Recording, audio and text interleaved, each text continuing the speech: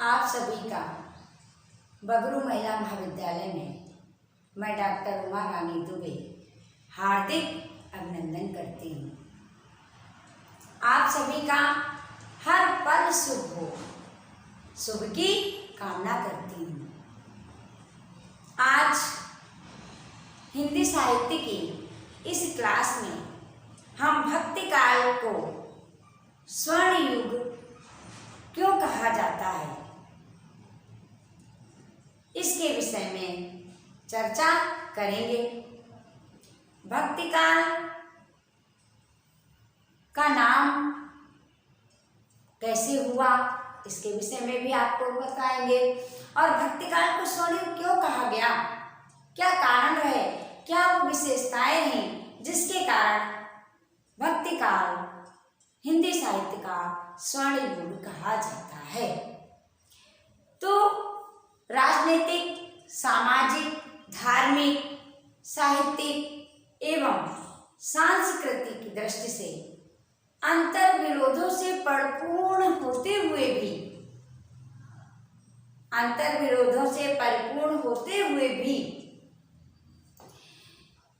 इस काल में भक्ति की ऐसी धारा प्रवाहित हुई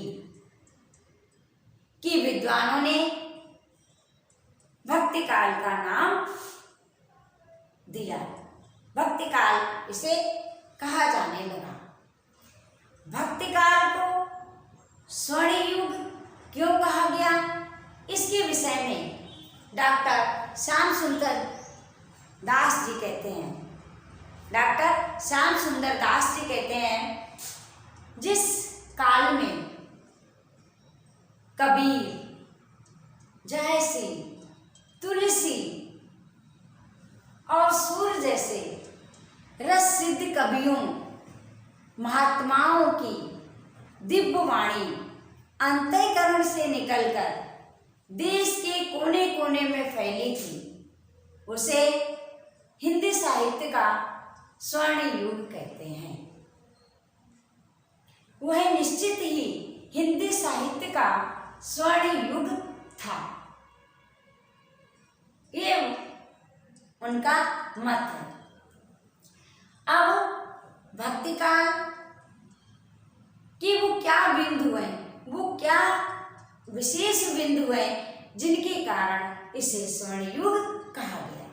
तो भक्ति काल में उस परम सत्ता की स्तुति की गई, वंदना की गई, क्योंकि इस नश्वर संसार में चिर सत्य क्या है, वो परम तत्व है, वो परम सत्ता है, उसकी आराधना की गई। ये हमारी समझ में विशेष बिंदु है।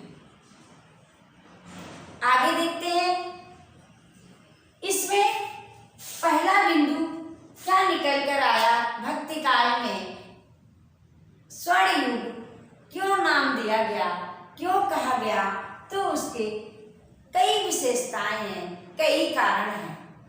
तो पहला जो बिंदु है, पहली जो विशेषता है वो क्या है कि इस काल में भक्ति, समाज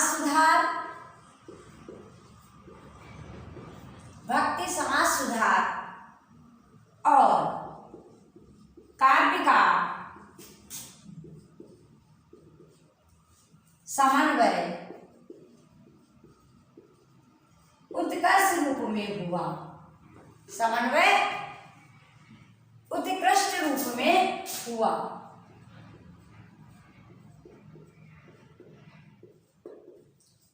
ये थी इसकी पहली विशेषता रही, जिसने स्वर्ण युग नाम दिया गया, नाम से जाना गया। दूसरी जो विशेषता है, तो भक्त कवियों ने, संतों ने ऐसा साहित्य रचा जिसमें भारतीय संस्कृति की छवि दिखलाई दी। जो भारतीय संस्कृति को जिसने मजबूती दी, जिसने आगे बढ़ाया तो क्या आया कि इस काल में जो साहित्य रचा गया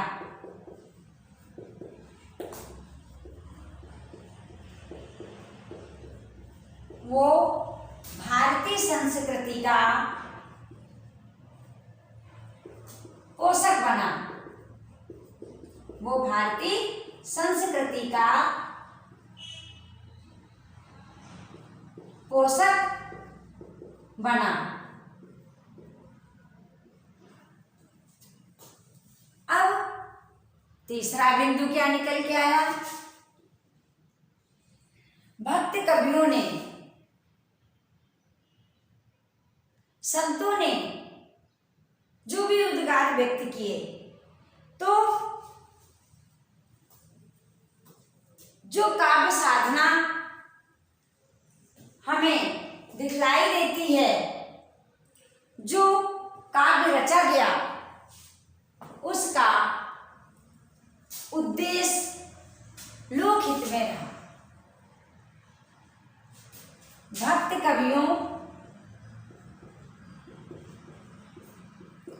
कवियों ने, संतों ने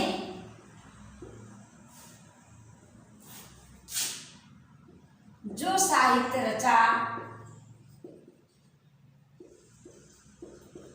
उसका उद्देश्य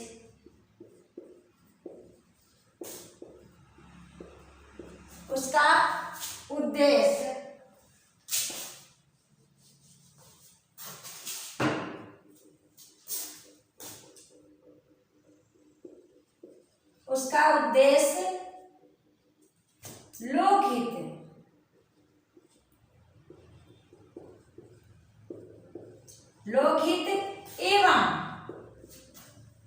लोक मंगल रहा।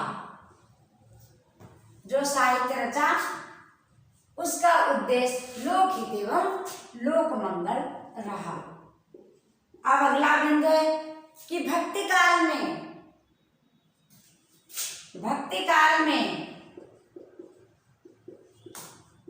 ब्रज भाषा, अवधी भाषा,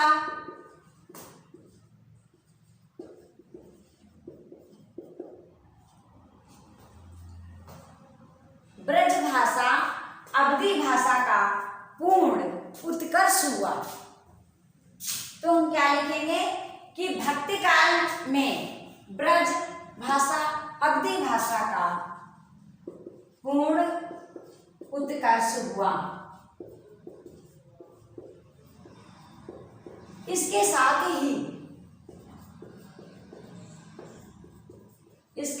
ही कबीर ने सदुक्कड़ी भाषा का प्रयोग किया। सदुक्कड़ी भाषा का प्रयोग किया। अब अगली विशेषता हमें क्या दिखलाई देती है कि स्वर्ण युग क्यों कहा गया? वो अगली विशेषता कि इस काल में मानव धर्म के सामान्य तत्वों का प्रचार, इस काल में मानव धर्म के सामान्य तत्वों का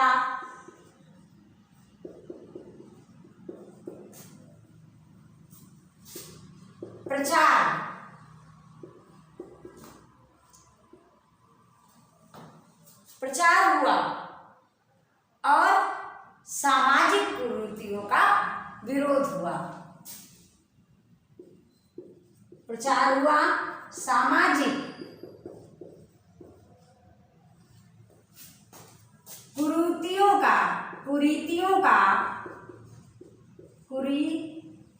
का विरोध हुआ। अब अगली विशेषता क्या निकली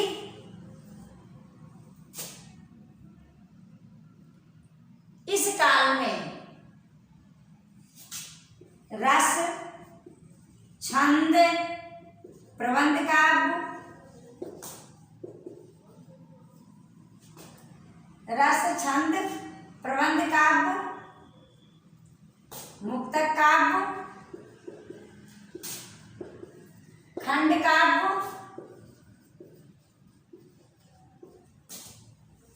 इस भक्ति काल में रस, छंद और प्रबंध काव्य, मुक्तक काव्य, खंड काव्य आदि का विकास हुआ। आदि का विकास हुआ। ये विशेषता रही कि भक्ति काल में जो साहित्य रचा गया उसका विकास हुआ, चाहे वो रस, छंद, प्रबंध काव्य, खंड काव्य, मुक्तक काव्य कुछ भी रहे। इस प्रकार अलंकारों के बिना भी संगीतात्मकता साहित्य में विद्यमान रही। विकास हुआ अलंकारों के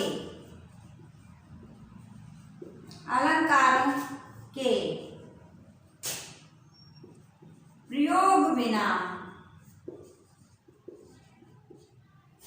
अलंकारों का प्रयोग किए बिना संगीत तत्व विद्यमान रहा। तो हम कैसे लिखेंगे इसमें अगला बिंदु? अगला बिंदु देखिएगा कि भक्ति काल के कवियों ने, अगला बिंदु बना देते हैं कि भक्ति काल के कवियों ने भाव पक्ष, कला पक्ष,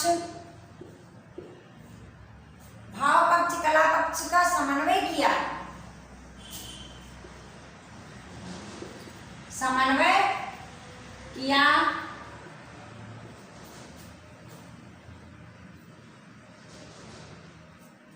अलंकारों के प्रयोग के बिना भी इनका काव्य संगीत तत्व से परिपूर्ण है। तो हम कैसे लिखेंगे? अलंकारों का प्रयोग किए बिना, अलंकारों का प्रयोग किए बिना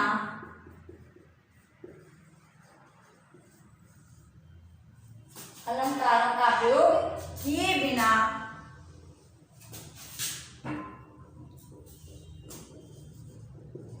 ही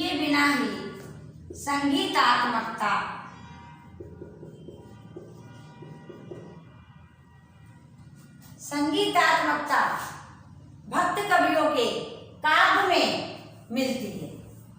यानी इन्होंने अलंकारों का जानबूझकर प्रयोग नहीं किया, इनके भाव में बह के अलंकार आए हैं। तो अलंकारों के प्रयोग के बिना ही संगीतात्मकता का समावेश किया। ये स्वर्ण युग की विशेषता है। यानी स्वर्ण युग जो नाम है भक्ति काल का, उस नाम इसलिए दिया गया कि ये विशेषता भक्ति काल में रही। अगला बिंदु क्या रहा कि गुरु महिमा, नाम महिमा को सभी ने स्वीकारा।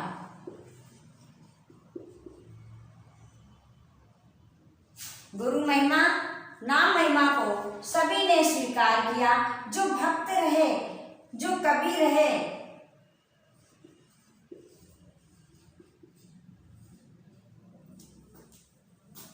तो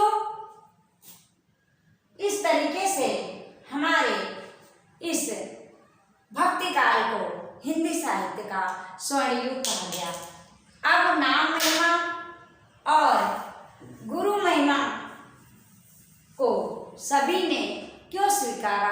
आप सभी जानते हैं कि भक्ति काल में जो धाराएं बही थी, चाहे वो निर्गुणवादी हो चाहे सगुणवादी हो, सभी भक्ति कवियों ने, सभी ने गुरु के महत्व का बखान किया।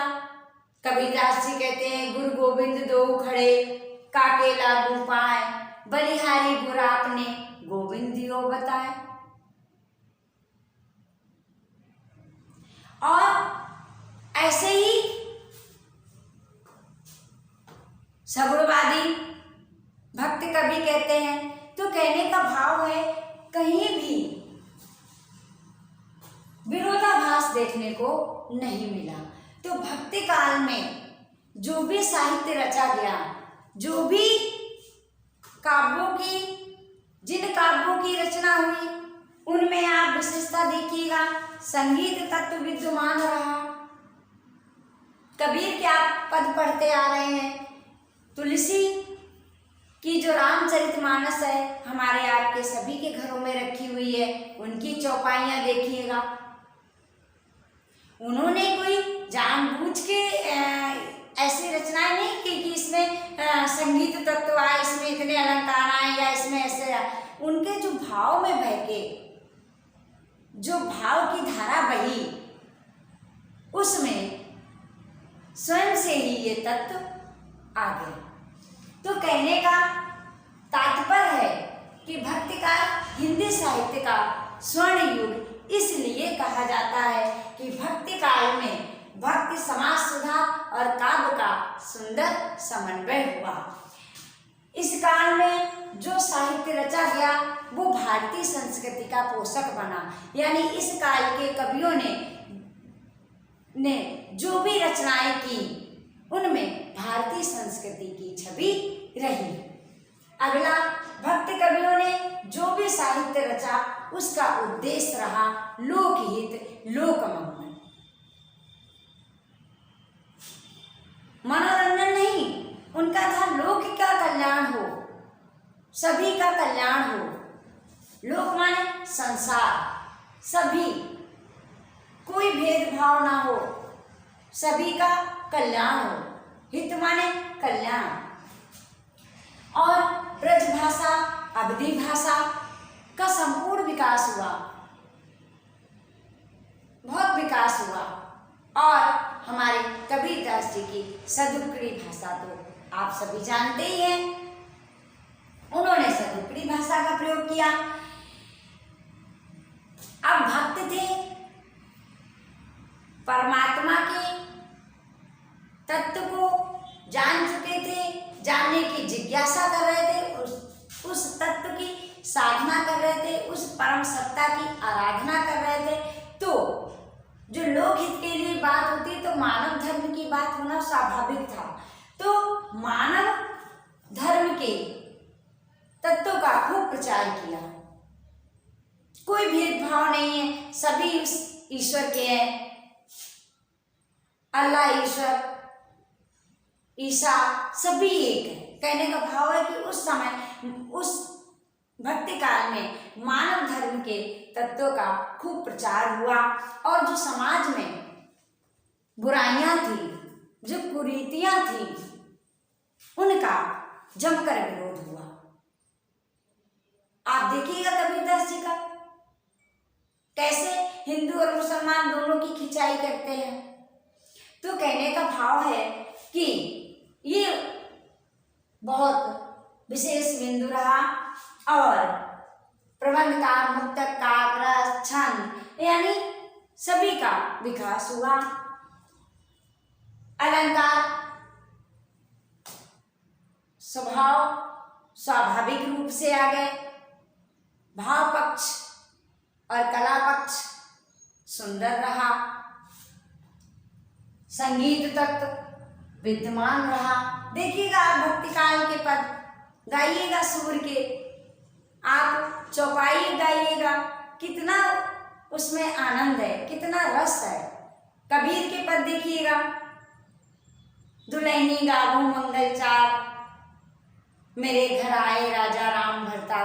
तो कहने का भाव रहा कि भक्ति काल में संपूर्ण विकास हुआ और गुरु महिमा और नाम महिमा को सभी ने स्वीकारा। नाम महिमा का भाव है, नाम महिमा से तात्पर्य है कि ईश्वर का भजन करना, ईश्वर के गुणों का गान करना। तुलसीदास जी कहते हैं, राम न सके नाम गुण गाय। यानी नाम, राम का नाम लेने से सभी संसार के बंधन छूट जाते हैं, उसे मुक्ति मिल जाती है, वो मोक्ष को प्राप्त हो जाता है। तो नाम महिमा और गुरु महिमा को सभी ने स्वीकारा। तो ये हमारे बिंदु रहे भक्ति काल को स्वर्ण युग नाम देने के, और इन्हीं बिंदुओं के कारण, इन्हीं विशेषताओं के कारण भक्ति काल को हिंदी साहित्य का स्वर्ण युग कहा गया, और भक्ति काल ही हिंदी साहित्य का स्वर्ण युग है और रहेगा। आज इतना ही।